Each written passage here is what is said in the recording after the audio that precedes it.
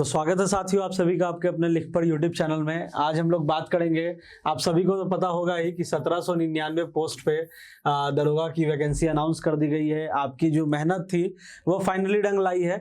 तो आज हम लोग बात करेंगे, फॉर्म भरा जाना तो शुरू होने वाला है कुछ ही दिन में, लेकिन सबसे इंपॉर्टेंट चीज है जो कि अभी एस्टेट वाले अभ्यर्थी भी परेशान है कि फॉर्म फिलअप करने में जो भी परेशानी आती है, फॉर्म फिलअप करने में जो भी परेशानी आती है उसमें क्या होता है कि स्टूडेंट अगर कहीं से भी कोई भी त्रुटि कोई भी गलती हो जाता है तो एक बार डिलेमा में चला जाता है स्टूडेंट, उसके बाद प्रिपरेशन पे भी इफेक्ट पड़ता है। तो सबसे इंपॉर्टेंट चीज है कि आपको कम से कम एक दिन पूरा देना है और जो भी नोटिफिकेशन है उसके आधार पे आपको अपना पूरा फॉर्म भरना है। जैसे एस्टेट में भी देख रहे थे स्टूडेंट्स लगातार गलतियां कर रहे थे।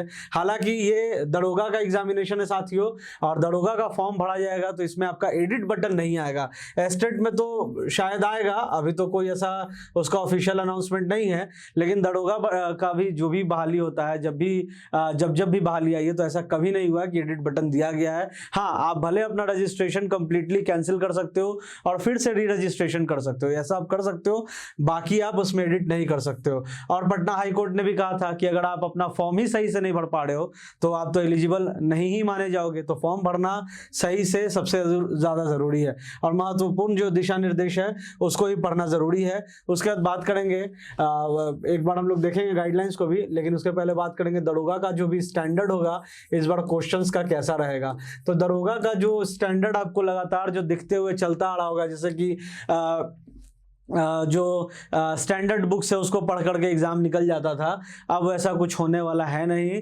वन लाइनर टू लाइनर का अप्रोच अब कभी काम भी शायद नहीं आने वाला, क्योंकि हम लोगों ने बीपीएससी 71 में देखा कि आपके जितने भी क्वेश्चंस थे लॉन्ग लेंथी क्वेश्चंस थे, कॉन्सेप्ट आधारित क्वेश्चंस थे, तो प्रिपरेशन का स्टैंडर्ड भी आपको बढ़ाना पड़ेगा।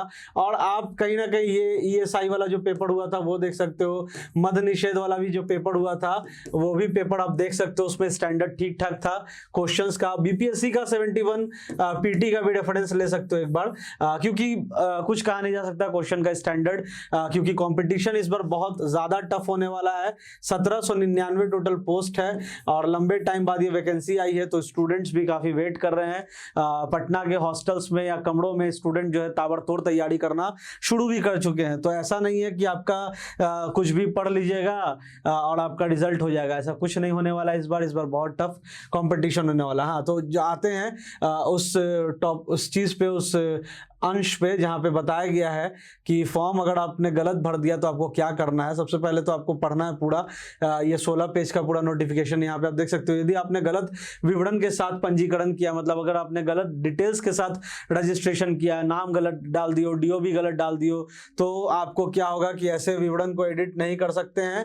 इस स्थिति में आवेदक रद्दीकरण यानी कि कैंसिल रजिस्ट्रेशन फॉर्म प्रावधान का उपयोग कर अपने पंजीकरण को रद्द कर सकते हैं, किंतु पहले भुगतान किया गया आवेदन शुल्क नहीं लौटाया जाएगा और नए पंजीकरण के लिए फिर से आवेदन शुल्क लगेगा। मतलब जो पैसा आपका पहले लगा वो लौटाया भी नहीं जाएगा और नया फिर से पैसा आपको लगेगा।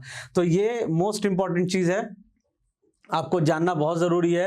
ये पूरा आपको यहाँ पे दे दिया गया है नोटिफिकेशन में कि कैसे आपको फॉर्म भरना है और उम्मीदवारी कब कब किस किस केसेस में रद्द होगी, वो भी आप ये पॉइंट नंबर 19 जो है आप एक बार देख लीजिएगा कि उम्मीदवारी जो है आपकी कब कब किस किस केसेस में रद्द हो सकती है। तो आवेदक की उम्मीदवारी किसी भी आधार पर बिना कारण बताए रद्द की जा सकती है। यहाँ पे बताया गया है टोटल कितना पॉइंट्स है, आप देख सकते हो यहाँ पे मोर देन आपका 15 पॉइंट्स यहाँ पे दिया गया है जिस केसेस में आपकी उम्मीदवारी रद्द हो सकती है। तो ये सारे इंपॉर्टेंट चीज है।